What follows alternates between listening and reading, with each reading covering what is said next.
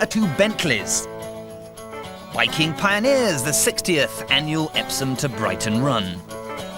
And the man behind the very wonderful Mini Cooper.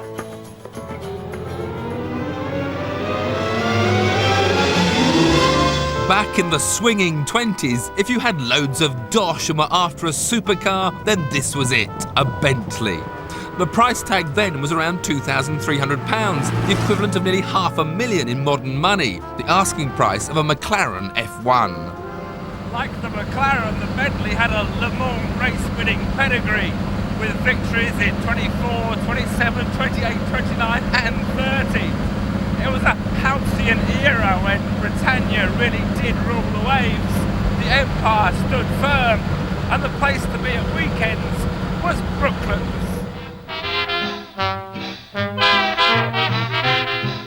Brooklands had a reputation for the right crowd and no crowding, and the big Bentleys were always a favourite. Between 1919 and 1931, W.O. Bentley produced 3,000 cars, before financial trouble led to a takeover by Rolls-Royce. Half the cars were fitted with 4-cylinder 3-litre engines, the rest with 4.5-litre or 6-cylinder 6.5-litre versions. W.O. always wanted to keep his engines small, but the market demanded more power, and in 1930 he built 100 chassis with mammoth straight-six 8-litre lumps. The 8-litre engines were put into long wheelbase chassis intended to carry big 4-seater coachwork. But if you're a bit of a lad, you got hold of one of the 8-litre lumps and had it shoehorned into your short wheelbase 3-litre model. But before you did it, you had it tweaked to produce over 400 horsepower.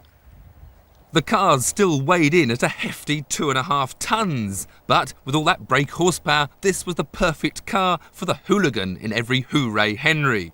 But a top speed of over 150 miles an hour, archaic brakes and a complex machine in your hands, it demanded respect by those that drove it.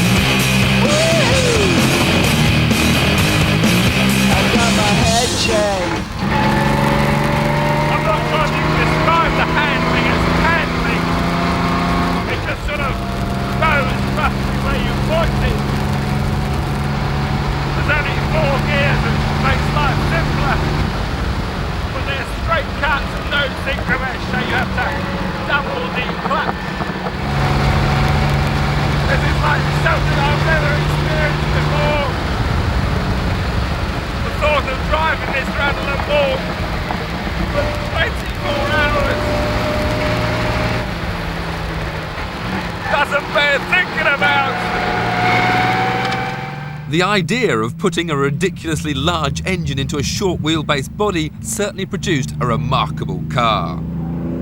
It's taken 67 years, but with the Continental T, Bentley have finally got around to producing another big bruiser.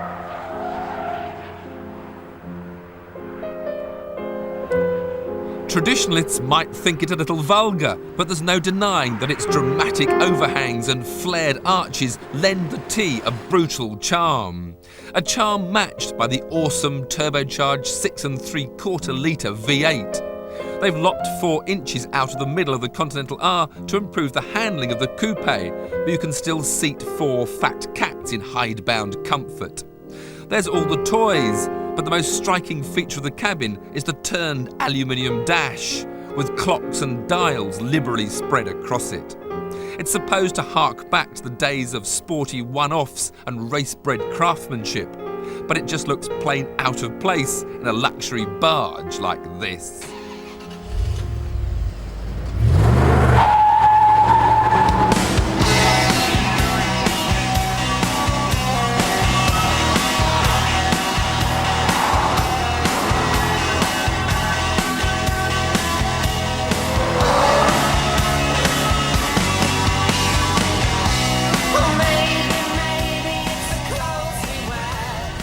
Continental T is supposed to bring back some of that pre-war Bentley boy's spirit, but it doesn't quite hit the spot.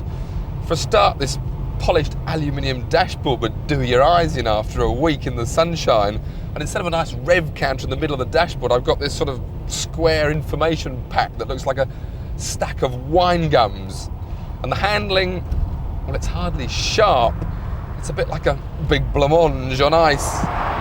There's no doubt it grips well. Big fat tyres, you've got ABS, there's traction control. It'll corner fast and safe. Whereas the old pre-war Bentley is a very involving car. You enjoy changing gear.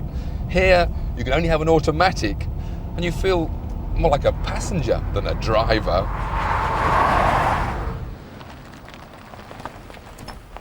So which of these two Bentley boys' toys do I prefer? Well, sadly, neither is quite my cup of tea. They're both fabulous machines, worth nearly £250,000 each. But one is just too old, and the other is for the old.